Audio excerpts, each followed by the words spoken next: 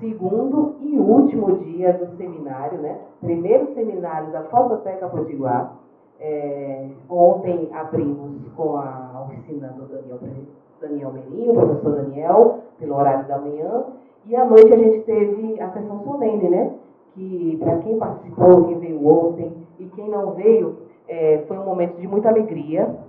Tivemos casa cheia, muita gente mesmo aqui nesse espaço, onde a gente falou como vai ser a questão da implantação da Fototeca Potiguar, as nossas iniciativas de mapeamento.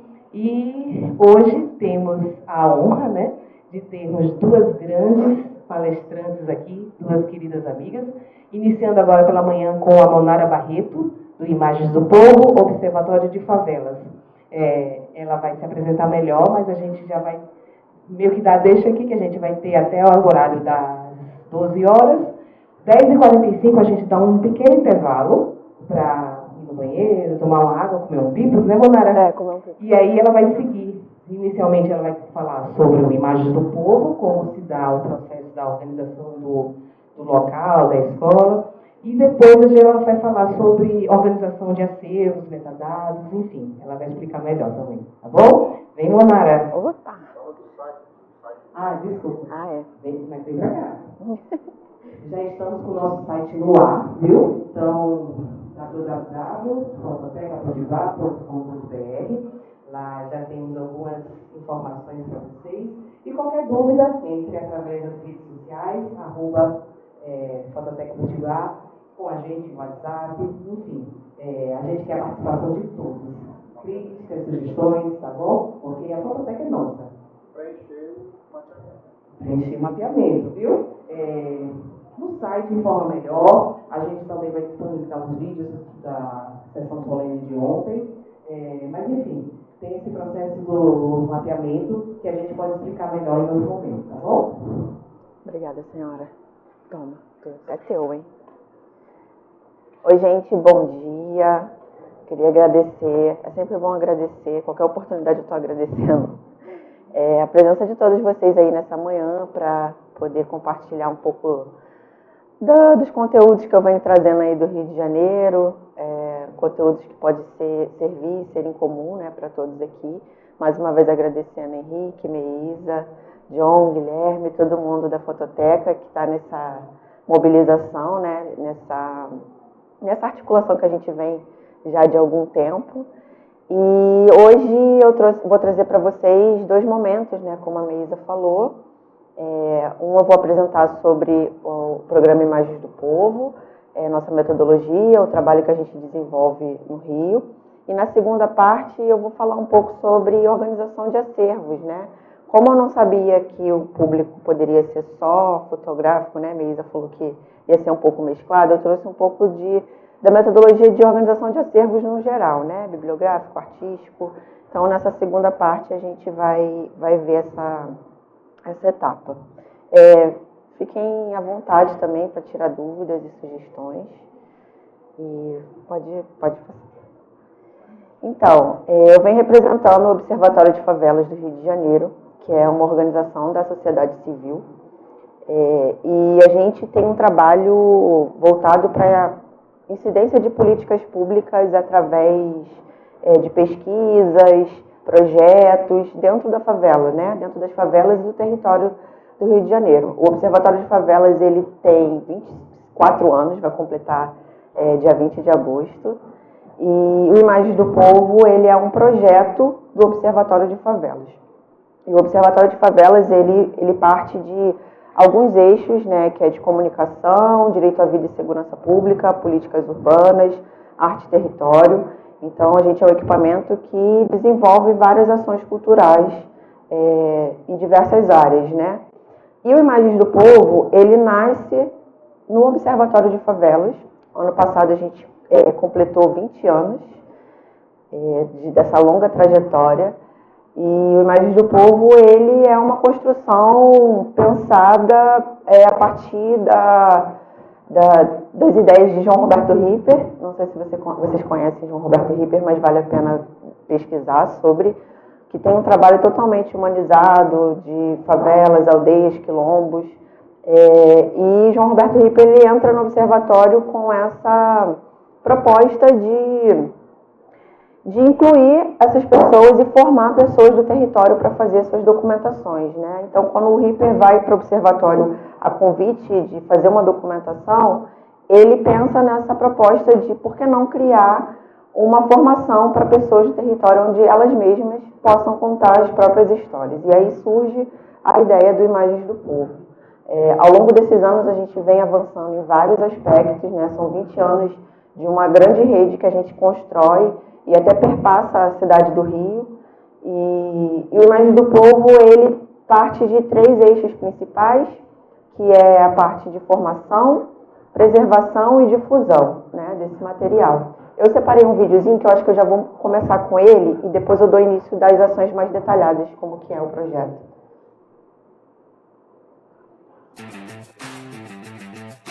Quem está hoje fotografando, né, nossos territórios? Quem está se preocupando com a preservação dessa memória?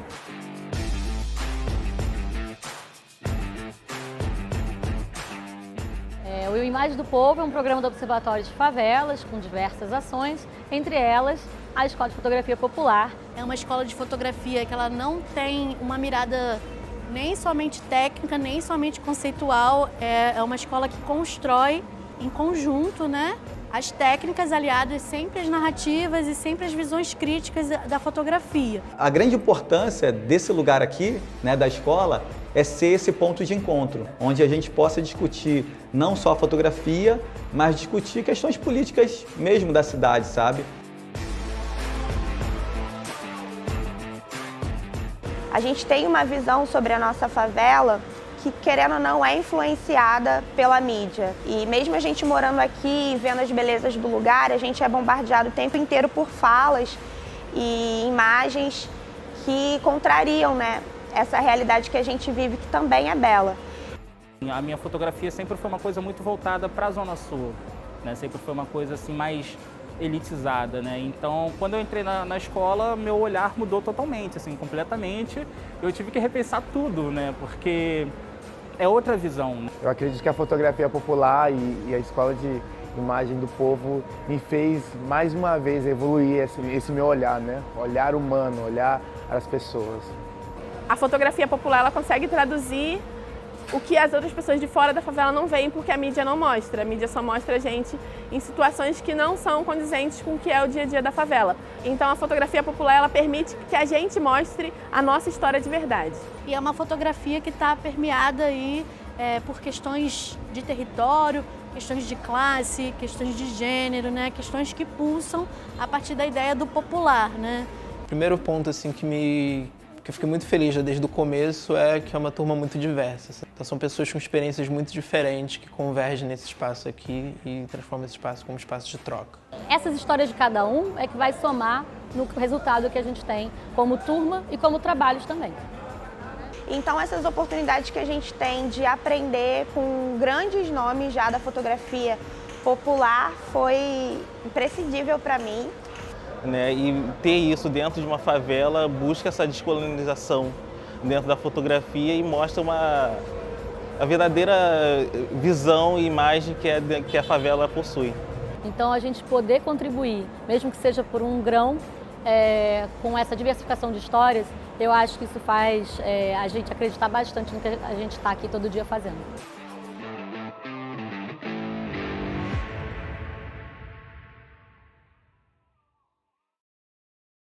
Então, a minha apresentação tem bastante fotografia, né? Bastante imagem das nossas ações, para vocês sentirem um pouco da energia de como que é o Imagens do Povo. E antes de começar também é importante me apresentar, né? A minha primeira formação foi no Imagens do Povo, em 2009. Eu sou fotógrafa, bibliotecária e mestre em ciência da informação.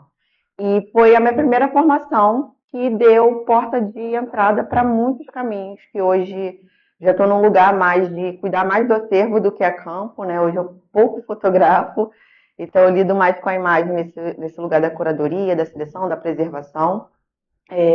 Eu sou coordenadora do acervo fotográfico do Imagens do Povo e esse vídeo ele resume muito como que é a importância desse projeto e o impacto na vida de cada um que passa, né? No Imagem do Povo, a gente tem muito esse debate sobre o que é a fotografia popular, né? O que a gente constitui enquanto fotografia popular. É um termo que a gente vem construindo ao longo desses 20 anos e que todos que passam pela caminhada do Imagens vem somando para a contribuição e fortalecimento, né? E a fotografia popular, ela perpassa por questões de ética, política, né? A gente tem um olhar mais voltado não apenas para a técnica, mas para o resultado das histórias que a gente constrói a partir da fotografia enquanto ferramenta de luta mesmo. A gente tem um acervo muito diverso, eu vou mostrar para vocês também. Pode ir passando. A gente tem uma equipe hoje que é só de mulheres, mas a equipe também é muito diversa, ela vai mudando conforme os anos, então tem pessoas que são colaboradoras, queridas, que contribuem com o projeto, pessoas que já passaram pela escola de alguma forma. A gente está com a equipe hoje de coordenação pedagógica, que é a Gabriela Gonçalves, a Vitória, que ela é produtora e indexadora do acervo, é meu braço direito para a organização das imagens, e a Stephanie, que é a produtora. A Vitória, ela também é formada pela escola, né, de 2022, então a gente está sempre mudando. A Tanzuni já foi coordenador técnico, Rosilene Miliotti, que também foi aluna, já foi coordenadora do projeto. Então, a gente tem essa frente de que a gente acredita muito que as pessoas que são formadas ali podem ser as referências para nós mesmos. Então, é um ciclo retroalimentativo, né? A gente se forma, a gente vira referência, a gente instrui as pessoas e a gente está sempre puxando essa galera cada vez mais para perto, né? Como o Ratão falou, lá é um ponto de encontro. A gente forma, a gente debate, mas a gente também se encontra. É uma família mesmo. Pode ir passando. E aí, a escola de fotografia popular, como eu disse, ela é pensada... Pode passar, Guilherme, que aí tem mais fotos. Ela é pensada mais nesse caráter do debate, né? Como que a gente pode pegar algumas pautas, algumas questões que foram invisibilizadas ao longo dessa trajetória nossa, né? E transformar isso, e levar isso de uma outra maneira, de um olhar mais crítico, mais estético também, usando a arte, né, para poder alcançar certos lugares. E aí eu coloquei algumas fotos bem antigas, misturei as turmas, que aqui tem o Ratão, Valdean, Jaqueline, todo mundo novinho, né, o Bira. E aí a turma que Ratão formou, a turma que o Café formou, que deu aula, a turma que a F também formou. Então, isso é sempre uma mistura, né, de contribuições. E acho que a nossa essência está justamente aí. E como eu estava falando, que essa, né, o conceito de fotografia popular. A gente mostra sobre a técnica, a gente fala sobre a técnica, mas a gente diz o quanto é importante a gente estar presente enquanto estar à frente nesses lugares, né? Então, a fotografia popular ela também não se resume apenas em espaços populares. Quando eu digo espaços populares, ela não é só favela.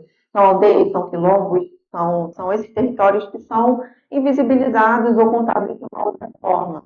E isso vem se ampliando cada vez mais, né? Os debates sobre pautas LGBTQIAPN+, pautas indígenas. A gente tem hoje indígenas, fotógrafos que contribuem com o acervo, pessoas que documentam os quilombos, imigrantes. Então, todo mundo que passa pela escola e pelo Imagens do Povo acaba contribuindo dessa forma, né? Trazendo à luz dessas questões que precisam ser debatidas.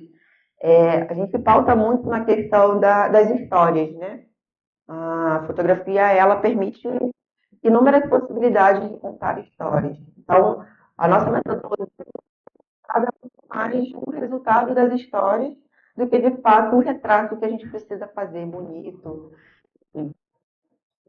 E aí, a gente tem uma formação também, já estava falando, esquecendo de seguir a pessoa. A gente tem outros tipos de formações, além da Escola de Fotografia Popular. Uma delas é a residência artística, que é em parceria com o Instituto Moreira Salles. É uma residência mais aprofundada, né? Inclusive, a gente estava debatendo esse ano na seleção que precisa de mais vagas, porque Às vezes a gente quer colocar tantas pessoas, são tantos entre nós que precisa da especialização, e a residência artística é essa contribuição, né? É uma especialização, um aprofundamento a partir da documentação individual, né, do projeto. E aí é uma parceria que a gente tem.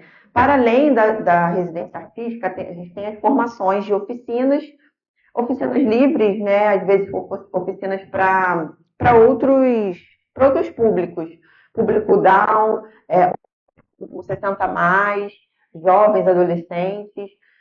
O acervo ele tem alguns encontros que a gente faz alguns debates formativos sobre direito autoral, como usar as redes sociais para divulgação de trabalho, organização de acervo. Recentemente a gente teve uma formação que foi de história oral, né, em parceria com o Cefet.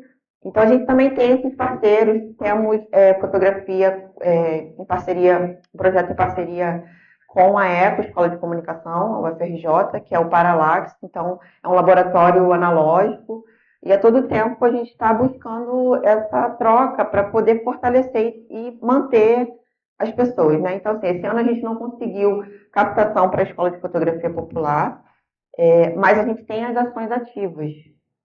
Tem as formações, tem os encontros, tem as exposições que a gente desenvolve. Pode passar.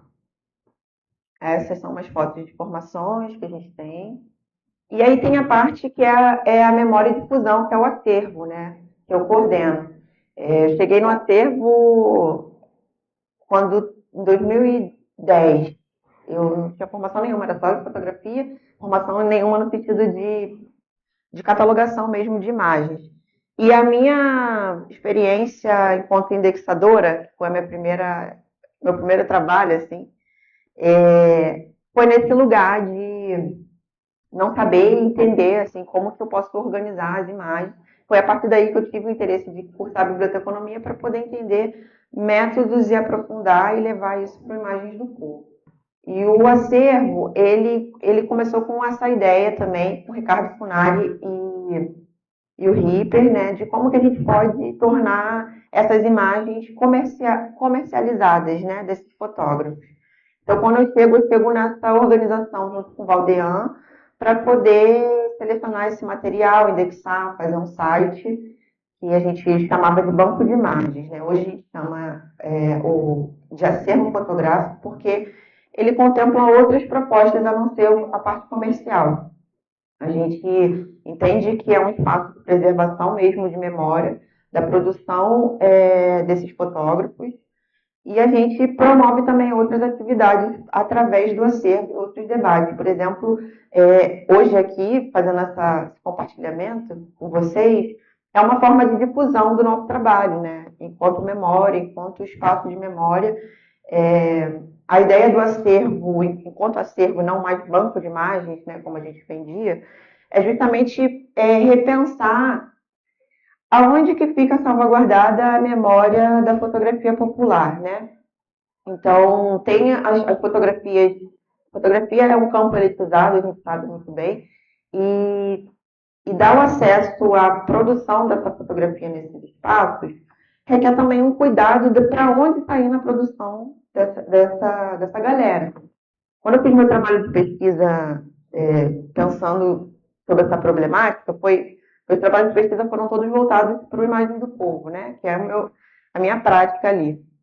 E eu tive esse questionamento, né? Quando eu recebi as imagens sem informações no arquivo, sem informação nenhuma, e eu falava, como é que eu vou ter que escrever pelo outro? Não existe isso, né? E aí começou um movimento desse debate. Eu comecei a investigar sobre qual a relação que o fotógrafo ele precisa entender a sua produção enquanto acervo para poder também tomar as medidas protetivas com relação à preservação das histórias. E aí a gente tem assim, várias camadas, não só preservação das histórias, mas preservação dos dados, das informações, de tudo que a gente insere na imagem. Ontem, quando eu falei sobre a gente ampliar o debate na formação, é justamente onde a gente aprende sobre obturador e diafragma, como que a gente precisa aprender sobre cuidar desse material, né? Como a gente armazena. E se entender enquanto produtor de arquivo, entender que essa fotografia também é um documento informacional, requer esse cuidado, né? O acesso futuro, para a gente não chegar nos museus futuramente, principalmente com a questão da fragilidade do digital, onde a gente fotografa, trata a imagem, sobe para as redes, site e acabou ali, né? Não tem um cuidado sobre preservação, a salvaguarda, e essa instrução eu avalio que falta na nossa formação, sabe?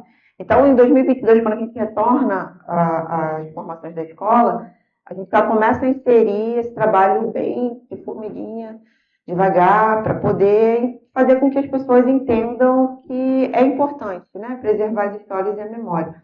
Esse aqui é um pouco dos temas que a gente tem no acervo.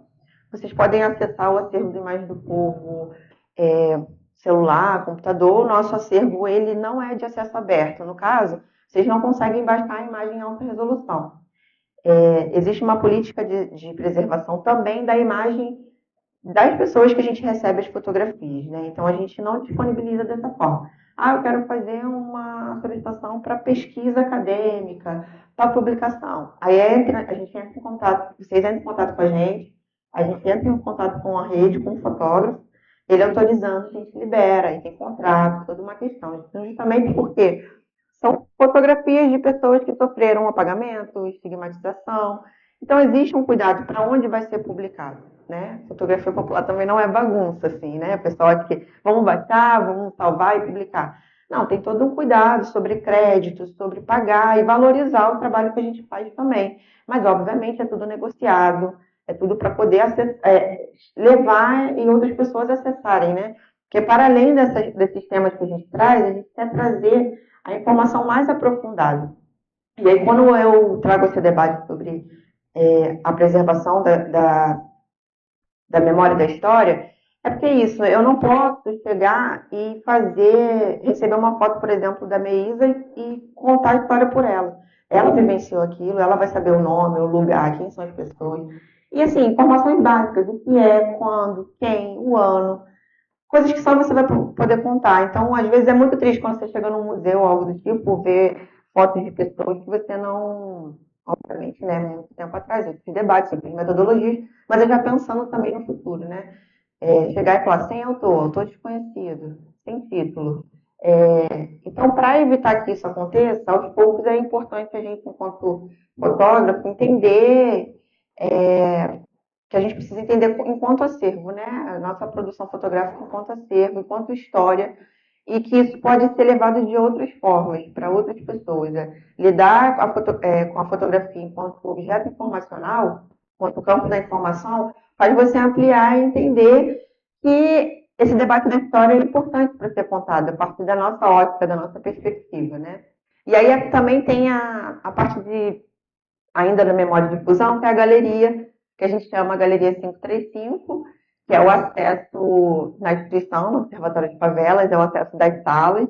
E a gente pensou, por que não colocar fotografias onde as pessoas vêm, visitam a instituição, passam num corredor, e aí a gente fez essa galeria em 2011, né? A gente recebe exposições de outros autores, outras curadorias, e também fotografias do acervo. Essa imagem aqui, ela foi uma exposição que a gente fez chamada Crias. E foi em setembro, foi em outubro, dia de comemoração do Dia das Crianças, e juntou com o dia de São Cosme e Damião, que a gente costuma dar doce lá, né, no Rio. E foi muito simbólico porque as crianças se reconhecem nas imagens. E foi totalmente contra as regras de uma galeria, né? Então, assim, quando a gente chegou e colocou a galera cheio de dedo de doce nas fotos, na parede. Então, quando a gente foi tentar comunicar, eu falei, gente, essa vai ser uma exposição diferenciada, porque eles precisam tocar, eles precisam se reconhecer, entender. Então, assim, os toques, os dedinhos faziam já parte da intervenção fotográfica, né? E isso é bacana, porque o que é legal é porque, quando eu falo que a fotografia ela é um campo ético, porque ela perpassa sobre essa intencionalidade não apenas do registro imagético, estético, né? Ela perpassa pelo contato, pela história. Muitas pessoas a gente consegue trazer para que olhem essas fotografias, para que se percebam e se vejam a partir de um olhar fotográfico mesmo, né? Estou numa galeria de arte, estou numa exposição fotográfica. E isso é muito simbólico, é o que mais fortalece a gente. A gente vê o trabalho e fala, nossa, faz todo sentido essa formação, esse contato. Existem algumas crianças que por lidar diretamente no acervo, eu sou do Complexo do Alemão, não sou da Maré, mas eu passo mais a minha parte na Maré do que no Alemão. E aí eu vejo às vezes as fotos das pessoas, tanto adultos quanto crianças, e quando eu circulo no território eu falo, conheço, ou falo, tá grande, nossa, eu conheço essa criança, já tá grandona, não sei o quê, é de foto de fulano. Então isso é maneiro, eu fico muito feliz quando eu reconheço as pessoas, sabe, as crianças e tudo mais, então a gente consegue trazer esse público pra gente, né, para acompanhar também o nosso trabalho. Quando a gente fez a publicação do Imagem do Povo, isso aqui foi uma exposição em Montevidéu que a gente fez esse ano no Centro de Fotografia, né? E quando a gente fez a publicação do Imagem do Povo, a gente precisou recolher autorizações de imagem. A gente não teve dificuldade das autorizações, justamente porque a gente tem um vínculo com os lugares, com as pessoas, a gente retorna. Obviamente que tiveram mudanças, as pessoas se mudaram, contatos, mas sobre a tramitação da autorização, a gente não teve nenhuma questão, nenhum problema. E isso se reafirma com essa estratégia que a gente usa da fotografia enquanto política, né? Que Ripper sempre, o princípio de tudo é você ouvir o outro, você respeitar a fotografia, a imagem do outro. Então, existe uma coisa que acontece muito também, e todo fotógrafo talvez tenha passado por isso ou não, mas lá de apagar a imagem, a gente mostrar a imagem. Você gostou da imagem? Tá legal? Ah, adorei. Não, ah, não gostei. Quer que eu apague? Então existe uma edição coletiva, né? Uma seleção coletiva. Então é respeitado isso. Eu não vou ficar com uma imagem de alguém que não quer ser visto daquela forma, ou não ficou bem. Então existe uma curadoria compartilhada, vamos dizer assim. Isso aqui foram as nossas publicações que a gente já fez. Estamos tentando concorrer a mais editais de publicações, né? Aqui é um pouco das matérias, da história toda, que é a história, viu? É caminhada. Alguns prêmios, a gente ganhou um prêmio muito simbólico, que foi em 2023, que foi o ponto de memória, e entender e reconhecer o Imagem do Povo enquanto instituição de memória é muito simbólico para a gente, né, que está nessa caminhada da disputa da memória, porque é um território que é importante, né? A memória, ela, assim como a fotografia, que é bem elitizada, a memória ela pode não ser acessada para outras pessoas, invisibilização, e entre outros, né? E aqui a gente comemorou 20 anos, ano passado, veio toda a equipe, todo mundo. Aí o que eu fiz? Eu separei umas fotografias para vocês darem uma olhadinha, assim, como que é um pouco dessas fotos que tem no acervo. A gente tem 8.000 imagens disponíveis no acervo. E a gente também tem um material que não foi catalogado, que é o que a gente recebe. Então temos arquivos offline e online. E tudo recebido por fotógrafos colaboradores que passaram pela escola e que também, não necessariamente, eles são formados pela escola, mas que atuam em outros territórios. Existem muitos fotógrafos que fazem fotografia popular, mas não se entendem e nem sabem o que estão fazendo. A gente no acervo também acolhe material de celular, porque pensando que a memória também é produzida a partir de outras mídias.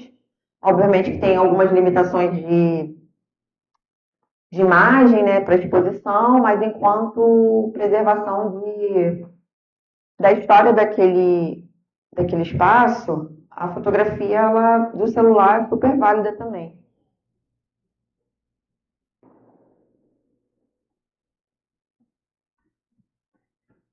A gente tem um pouco de tudo, fotografia lá, de fotógrafos, né? Fotógrafos de performance, fotógrafos acadêmicos, fotojornalistas, galera do audiovisual, os pesquisadores. Eu falo que o fotógrafo popular, que saiu do Imagem do Povo, ele nunca só é um fotógrafo, ele é fotógrafo mais alguma coisa. Então a gente tem de um tudo.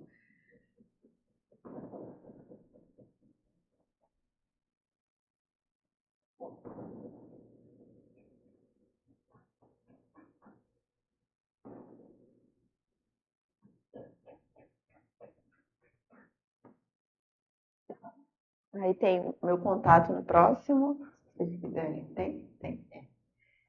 Do Imagens do Povo. Acho que eu fui um pouco rápida, mas de repente a gente pode abrir para algumas perguntas, dúvidas, né? E aí depois a gente pode entrar na parte mais técnica. Você veio cedo, tá falando?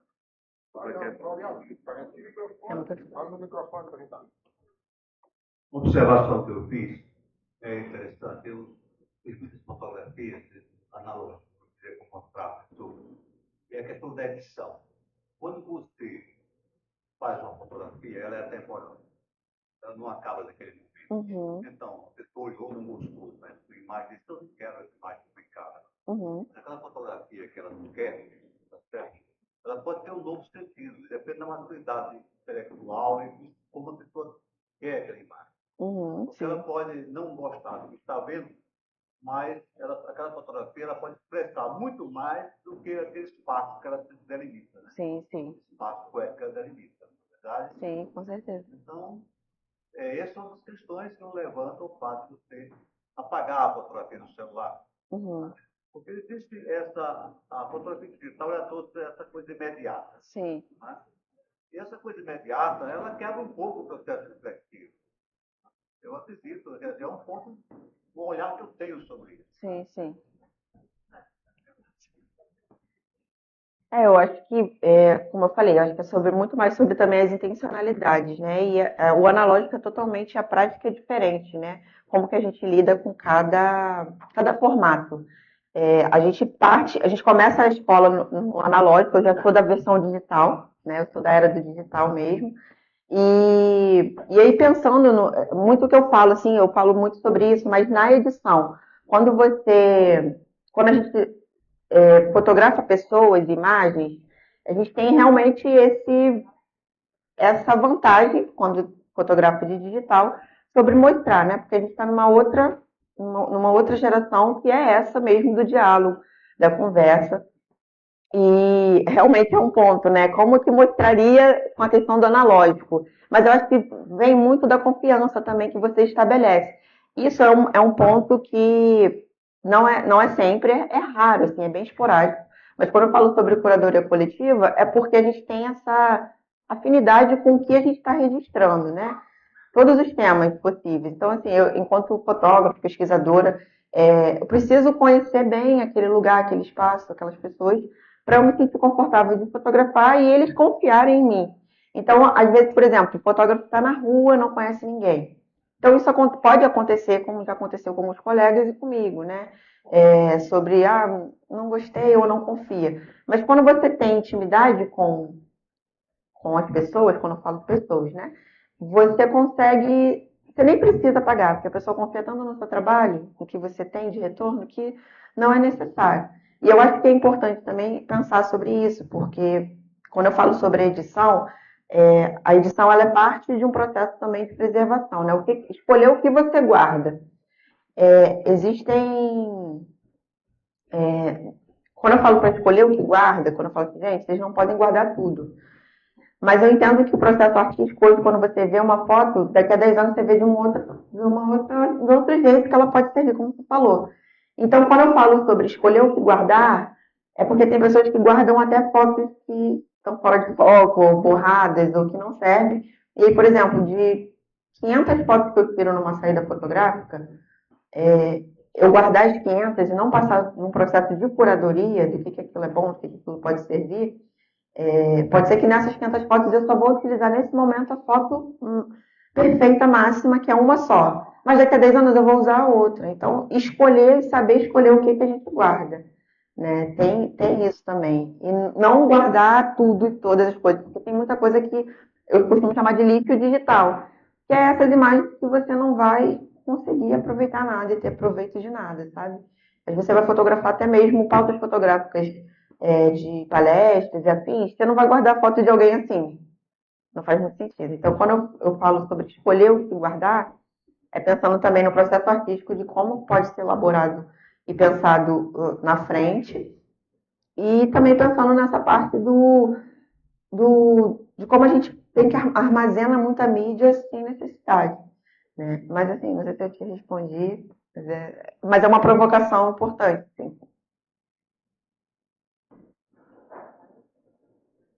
Mais alguém?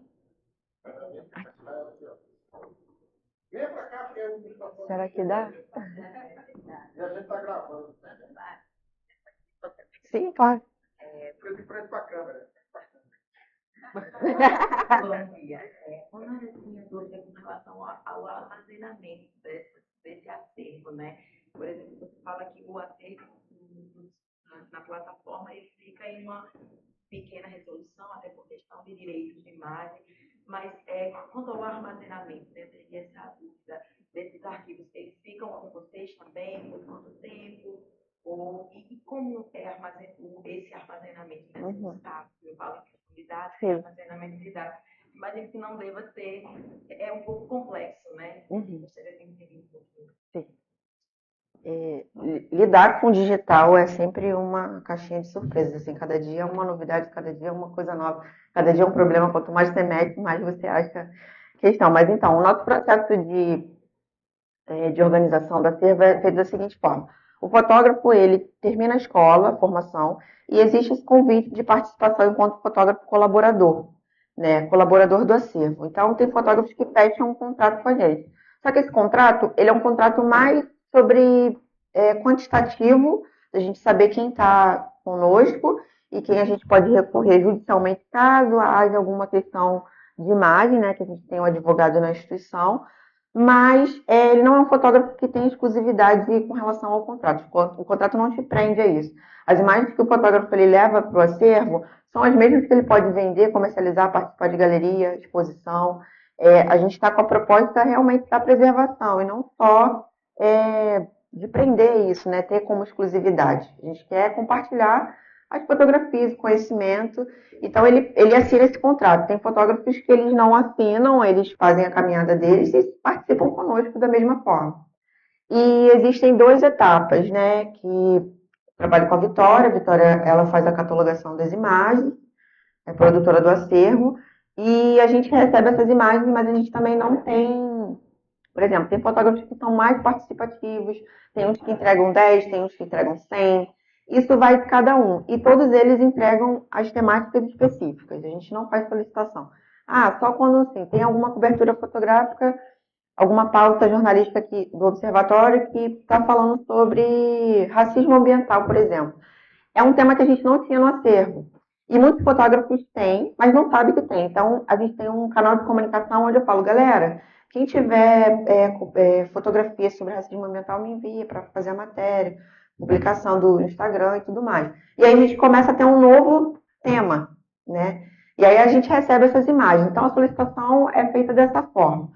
O fotógrafo, ele tem que entregar o material digital, né? A gente só armazena material digital. Se a pessoa faz fotografia analógica, tem que ser objeto digitalizado, né? E a gente tem um manual de como entregar essas imagens. Alguns leem, outros não. E aí a gente recebe muito material sem informação, e aí a Vitória sempre fica nesse lugar de, oi, e aí? O que é isso aqui? Sabe? Tem que ter informação, tem que ter história. Eu não vou contar isso por você. Então, aí ela entra em contato, aí o fotógrafo vai e responde. E aí a gente faz o trabalho que, na verdade, ele deveria fazer, né? Mas isso já deu um avanço bem grande desde a época que eu era indexadora. Assim, eu vejo a galera bem organizadinha. E aí eu costumo falar, eu vou começar a expor vocês, que aí vocês aprendem.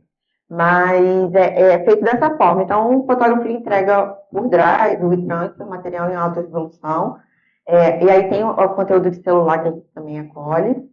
E com essas informações, né? Então, a gente recebe, existe um fluxo de ordem, né? Por isso que a gente tem um arquivo offline e um arquivo online. Então, se você quer, assim, umas fotos de paisagens da maré. E aí, do acervo online não contempla, a gente faz uma busca no nosso acervo que não está online e passa para você dar uma olhada, se interessa ou não. E isso vai para todos os temas. Porque é um fluxo muito grande, a equipe é pequenininha, né? Queria eu ter mais pessoas no acervo para poder agilizar esse processo de indexação, né, de catalogação, mas não tem como se desdobrar por tantas atividades. E aí, Vitória recebe esse material, eu faço uma pré-curadoria e aí ela faz o refinamento no final. A gente usa 2 programas, que é o Lightroom e o Photoshelter, que é uma plataforma, uma nuvem, mas que ele é um banco de imagens, né? A gente está querendo investigar um pouco melhor outras plataformas, porque o Photoshelter às vezes ele dá uns bugs, assim, até mesmo com a questão da marca d'água que a gente coloca, às vezes no processo de upload das imagens, alguns arquivos vão sem, enfim, esses atravessamentos que acabam acontecendo, que é tecnologia também, né? E feito isso, a Vitória faz a indexação, faz o upload e a gente sobe as imagens. A gente tem um HD externo fora da sede, justamente para evitar incêndios, alagamentos, essas coisas externas, né, que podem acontecer. A gente tem um HD de mesa, vamos dizer assim, que tem todo o material fotográfico. A gente só armazena, de fato, e preserva o que é catalogado. Entendeu? Então, o arquivo que está offline, ele está ali temporário. O fotógrafo manda 100 fotos, nem todas as 100 vão entrar. É o melhor material. É o filé, como diz o Ratão, né? E aí, esse material é descartado. Então, de 100 fotos, eu vejo que 50 é muito boas. As 50 eu excluo e as outras 50 a gente armazena e preserva. Então, existem 3 formas, né? A nuvem, que a gente está preservando no Photoshelter, o HD externo, que é fora da sede, e o HD que a gente tem mesmo, que a gente utiliza nesse processo de organização. E aí a fase final, que é a fase da difusão, que é quando vocês acessam enquanto usuário externo. A gente tem 8.000 imagens catalogadas e incontáveis imagens offline, porque ainda não passaram, né, por esse processo da catalogação. A gente só consegue contabilizar a partir desse código, né? Tem um código único, uma nomenclatura, que é IP e a numeração de imagens do povo, e esse número ele é crescente. A gente também, paralelo a isso, a gente faz um processo de inventariar essas imagens. Ou seja, o trabalho é muito grande. Por isso que a gente não considera só o online, o offline também. Então, paralelo a isso, Vitória faz um inventário de todos esses objetos digitais, né? O que sobra? Todos os códigos, aí, por exemplo, do IP20 a IP25 é Monara Barreto, do IP26 a 50 é Ratão Diniz, e assim vai, né? A gente faz esse inventário até mesmo para controlar, saber quando tem algum erro, enfim. O papel do inventário também é importante, né? Nesse processo. Cris, que bom que você está aqui. Bom dia, gente. Monara, peço desculpa pelo não conseguir na minha mão. Nós estamos discutindo a videoaula no Congresso Nacional 8. Sim. Eu precisei entender. Mas eu queria muito entender a relação do banco, primeiro. Aquela pergunta que eu não sei se você já falou, mas gostaria de entender como é que é o financiamento. Uhum. Tá? Como é que você se mantém.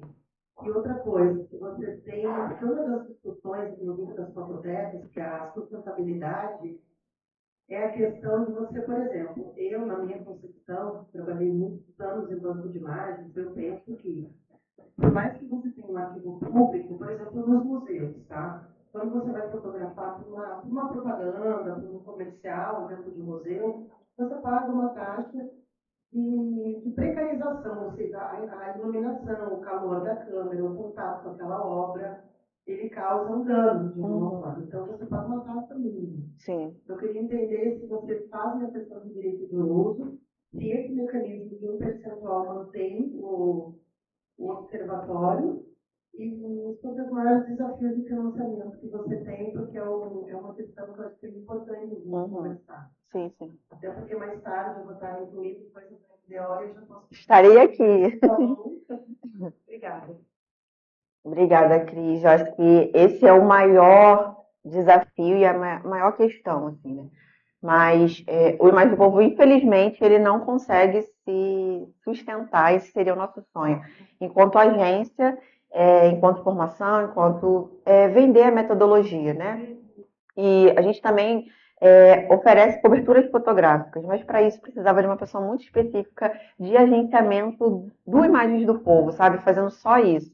A gente tem instituições parceiras que contratam ou indicam, e aí a gente faz essa contratação via Imagem do Povo ou às vezes indicação direta, né? E as imagens, pouquíssimas imagens que a gente acaba comercializando, né? Então o contrato ele é via fotógrafo e instituição, e quando a venda é instituição e cliente, né? E aí é para essa usabilidade. Então, se você faz uma pesquisa acadêmica para sua tese e quer 5 imagens, aí a gente disponibiliza, faz o contrato.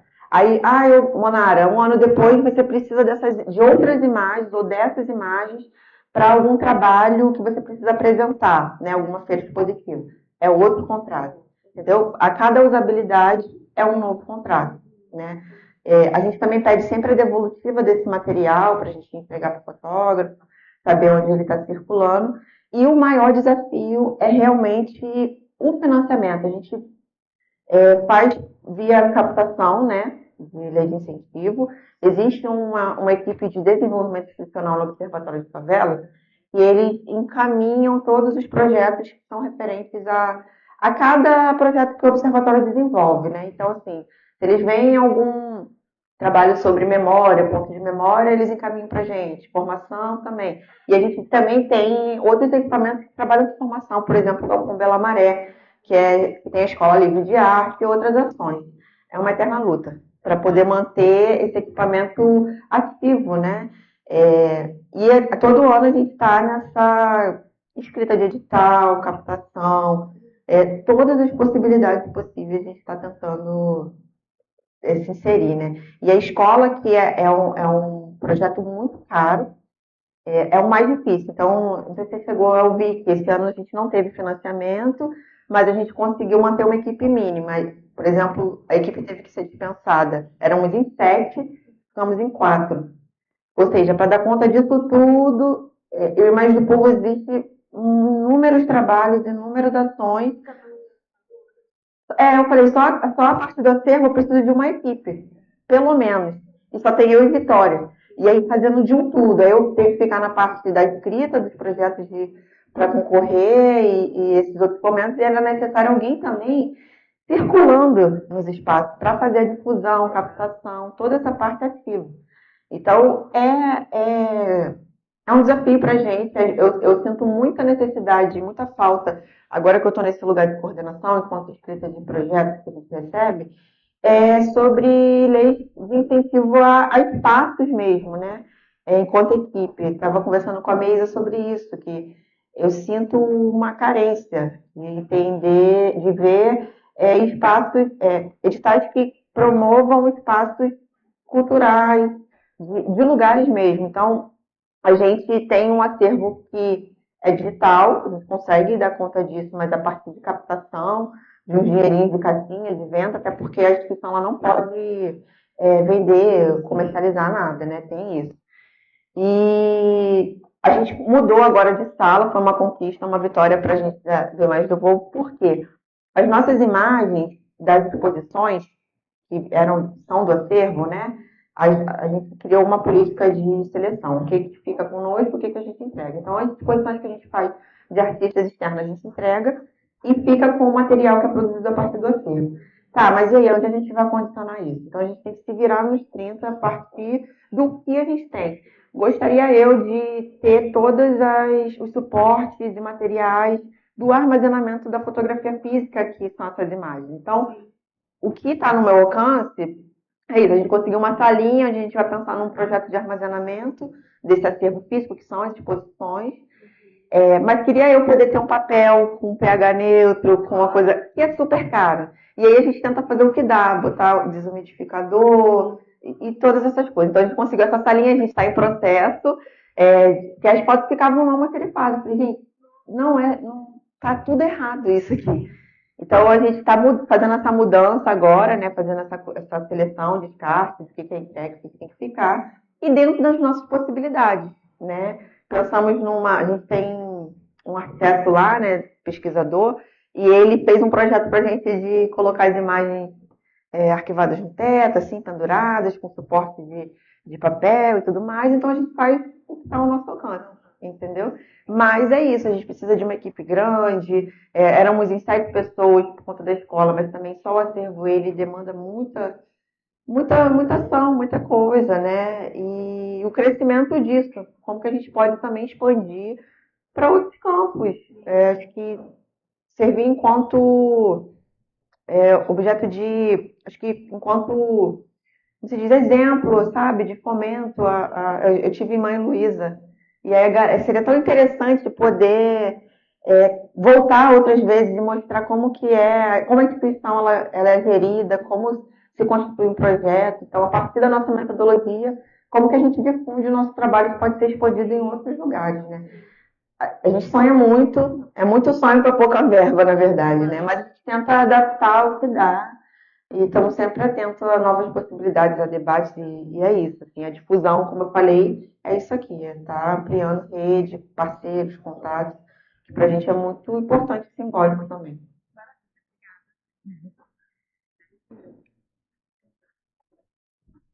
10 minutos. É a cadeira Da pergunta. Oi, Cristiane, para fazer pergunta também.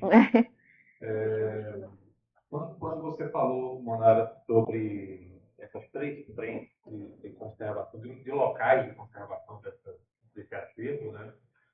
Eu fiquei com uma curiosidade em saber se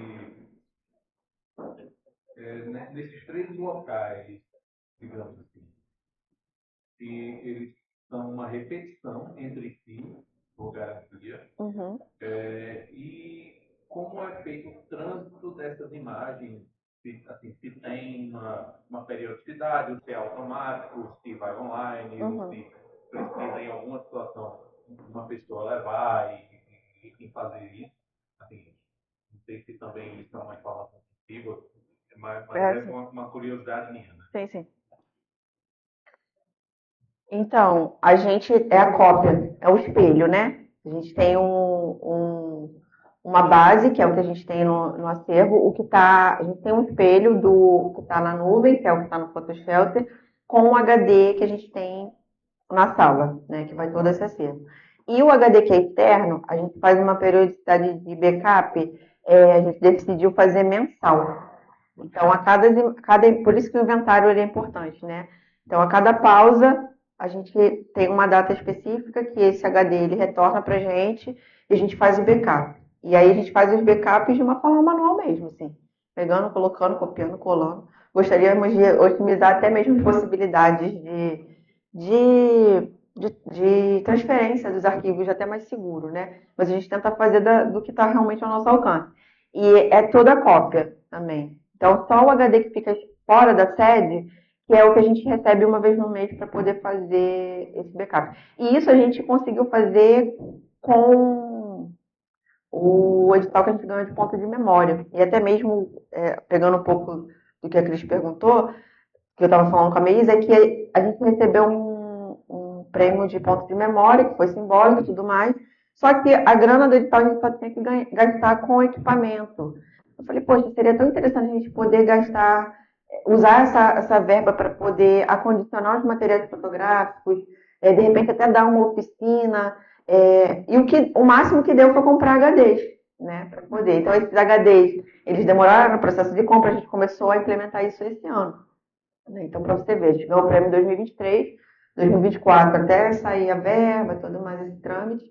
Esse ano a gente conseguiu implementar, e aí existem essas políticas que eu crio de periodicidade de manutenção. Tanto o backup do Lightroom, que a gente tem, né, do catálogo, que a gente está começando a fazer, e o backup do HD. No Lightroom, a gente faz o backup porque a gente tem um vocabulário controlado, que a gente chama tesauro na biblioteconomia, que esse vocabulário ele é construído a partir das temáticas que a gente recebe, né? Então, por exemplo, festa popular, carnaval, e aí, sei lá, alguma temática que a gente não recebeu, a gente adiciona nesse vocabulário controlado.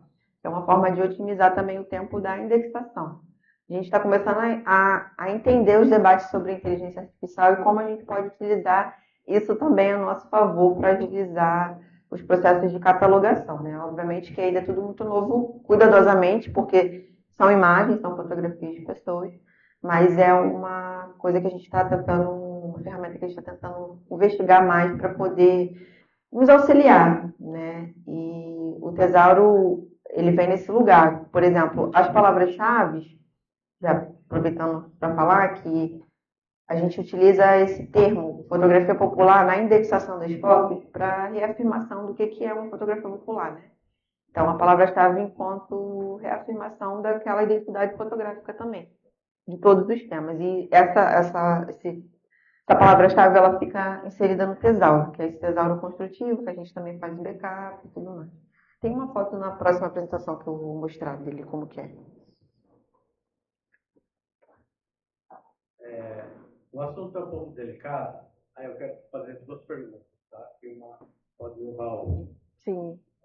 Em relação ao produto da venda das fotografias, como é feita a destinação dele? É feito o rateio entre o fotógrafo e o instituto? Essa seria a primeira pergunta. Uhum. A segunda é se, de alguma forma, fere o DNA da imagem do povo, colocar fotos à venda em bancos de imagens, como Adobe, Top, seria uma forma de angariar recursos para o Instituto. Seria isso?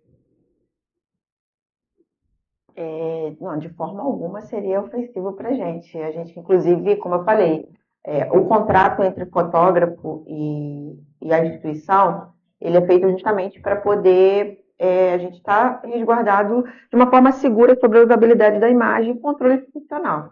Então, a gente faz 70-30. 30% da venda vai para o caixinha do Imagem do Povo e o restante vai para o fotógrafo. Então, por isso que é delicado a gente, às vezes, disponibilizar as imagens sem vender, porque o fotógrafo precisa desse dinheirinho para pagar uma conta. E a gente, é essa grana que faz a gente pagar a plataforma e tanto a plataforma, que é o Photoshop, quanto a Adobe, né, que a gente utiliza para catalogação. É essa verba que ajuda a gente, que a gente chama de caixinha, né? E quando a gente tem coberturas solicitadas fotográficas via Imagem do Povo, é a mesma coisa. Então, fica 70 para o fotógrafo e 30 para a gente. E a gente sempre está com outras possibilidades de difusão. Isso pode ser uma forma de difusão do nosso trabalho. Está em outros bancos de imagens, está em outros lugares. Eu trabalho enquanto pesquisadora, bibliotecária, curadora de dados no repositório Saberes Populares, que é da Fiocruz. E esse repositório, ele é novo, é um projeto novo, e ele tem a proposta de reunir informações produzidas pelos espaços e periferias. E vai ter fotografias de Imagem do Povo. Então, isso é uma forma de viabilizar o nosso trabalho para outros lugares. E a gente vê os limites, acessos, a política de preservar isso, né, de crédito, todos esses trâmites. Mas a gente está super aberta a, de repente, ter uma coleção de Imagens do Povo em algum lugar, em algum site. Isso está entre os planos de difusão também. A gente está super de planos de difusão e de parcerias, né, que a gente chama de parcerias. Então, a gente está super aberta, de forma alguma ofensiva. Obrigado. Fala, Mika. Bonara, a partir da experiência da Escola de Fotógrafos da Maré, com o trabalho do fotógrafo João Rolando Ripper, né, da experiência do Bem Querer, então foi construída a percepção de uma imagem mais positiva, né, desse trabalho de fotógrafos populares. Eu queria saber o que você acha, como é que vocês veem também, se existe uma procura a partir desse movimento que vocês criaram, dessas imagens realmente mais positivas, mais suaves, mais alegres, com a sociedade e as pessoas que consomem essas fotografias, que compram essas fotografias. Como é que vocês percebem isso, dessa imagem da violência das favelas, para esse tipo de trabalho tão bonito que vocês realizam? Acho que a solicitação, tanto das imagens quanto da procura até de formação, ela vem mesmo nessa intenção, assim, sabe? O trabalho do Ripper já está tão firmado, do observatório que a gente tem em conjunto, já tá tão firmado que as pessoas vêm procurando muito. Então, esse ano passado a gente teve 600 inscrições na escola. Todas trabalho ratão, é isso, né? De referência. Elas vão mudando, elas vão se atualizando. Então, sempre pensando em, eu quero aprender a fotografar para mostrar o olhar dentro do meu território de uma forma diferenciada, sempre pautada na desconstrução do estereótipo, né? E contar a história a partir da vivência de cada um. Então, já começa na formação. E as pessoas de fora, pesquisador, clientes, parceiros, também quer uma fotografia diversa, né? Inclusive, eles ficam muito felizes de, às vezes, vou fazer uma seleção, tem que só escolher 10, mas pode 30, 50. Tem que cair a imagem, às vezes é para publicação.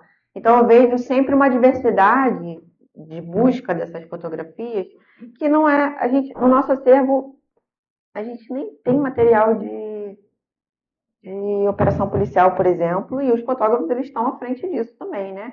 Porque é isso, a gente fotografa as belezas, mas a gente também fotografa as ausências.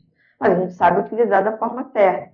Então, a procura, pelo menos na minha caminhada ali, né, no acervo, sempre foi ver um outro lado, ver uma outra forma diversa que esses fotógrafos, algumas pessoas não conseguem acessar. E que vê uma facilidade na gente, né? Porque a nossa produção é feita de uma forma tão orgânica, né? É tão orgânica que eu fico às vezes pensando assim, como assim a pessoa está na dúvida de como acessar certos espaços? Mas, gente, é só acessar. Mas as pessoas não sabem isso, né?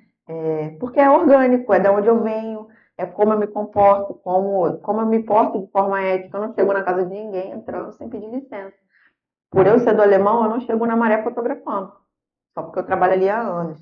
E vice-versa, né? Então, quando alguém vem procurar essa diversidade, né? Tipo, esse olhar diferente do tradicional, do que é sempre mostrado. E aí sempre tem essa diversidade de busca mesmo. Eles ficam fantasiados, assim, quando vê de outra perspectiva mesmo, o olhar, sabe?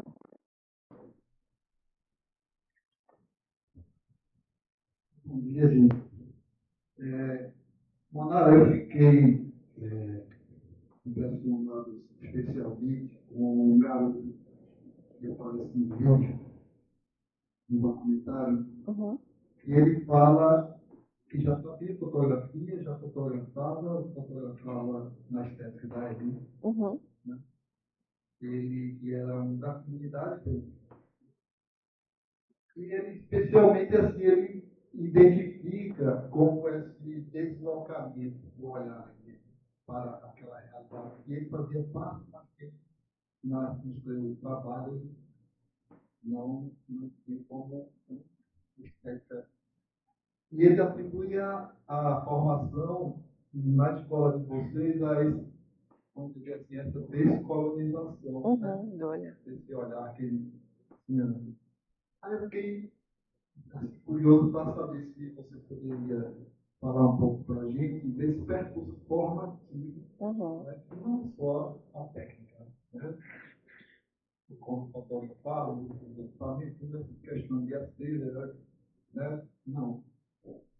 Essa parte mais subjetiva dessa transformação e essa de assim, itinerário pensado para que haja esse resultado, essa reflexividade. Como vocês organizam isso do ponto de vista didático, pedagógico, como é que você tem curiosidade? Sim. A gente, quando entra no Imagem do Povo, parece um portal, né? Você entra de um jeito e transforma de outro. Eu falo pela minha experiência, não sei. E eu ficava assim, gente, como é que pode, né? A transformação do olhar. Você já tem aquilo. Eu sempre tive essa intenção de fotografar, mesmo antes de saber como é fotografia. Entrei no curso para fazer um curso como se fosse um curso de hobby. E aí estou aí até hoje. Então, quando eu entrei, eu pensava assim, eu gosto muito de fotografar a partir de uma perspectiva de eu fotografar hoje e ver no futuro. Falar como vai ficar essa paisagem, esses registros que eu estou fazendo hoje. Então, eu entrei de uma forma e aí saí de outra. E o olhar muda completamente, a forma como você vê as coisas. Por quê? Existe realmente um plano pedagógico voltado não só para essa construção técnica fotográfica, mas para os debates que estão aí, né? Então, por exemplo, na minha turma, em 2009, eram outros debates do que a gente está trazendo da turma do ano passado, por exemplo. Queria eu ter esses debates, né, lá atrás. Mas é isso, a gente vai se atualizando e vai trazendo um público mais diverso. Quanto mais diverso, é melhor para fortalecer essas histórias e mostrar essas histórias. Porque depois essa galera fica conosco. Né? Então, na minha turma, por exemplo, os critérios de seleção são mais voltados para, não só para pessoas do território, né, mas um público amplo, pessoas de vulnerabilidade, corpos dissidentes, pessoas LGBTQIA+, né, pessoas trans, travestis, pessoas pretas. Isso teve um aumento conforme foi passando os anos. Né? E conforme foi passando não só o aumento desse público, veio à tona os debates também, porque a partir da necessidade daquele que quer ouvir a história da experiência de por exemplo, um fotógrafo ou uma fotógrafa trans, né, com um trabalho incrível, ela quer ser essa pessoa, então a gente tenta traz essas pessoas para esse debate.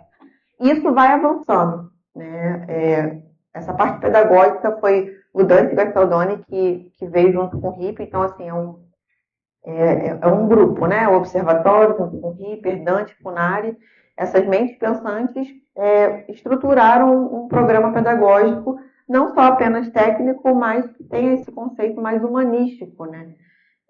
E deu bom. Então, o que a gente faz é estar sempre atualizando esses debates e trazendo como que a fotografia ela pode ser essa ferramenta potente de registrar, de dar voz a essa galera que é invisibilizada, né? Muitas vezes. Muitas vezes a gente não consegue alcançar todos os públicos, mas a gente tenta, assim, né? Porque é um curso de 6 meses. Então, tem módulos, a gente separa em módulos. A parte técnica, que é tratamento de imagem, Photoshop, parte técnica do aparato fotográfico mesmo, né? Da câmera. E os debates, o conceito, a forma crítica. A gente leva também muitos convidados, muitas pessoas para mostrar o trabalho que tem, para compartilhar, e isso serve de inspiração, né? Na minha época, me servia muito de inspiração. Eu ficava, meu Deus, até mesmo eu lembro que eu falo com a Rodrigues, né? Falou, caramba, eu lembro que quando eu era aluna, tu chegou lá na sala, eu falei assim, meu Deus, esse fotógrafo.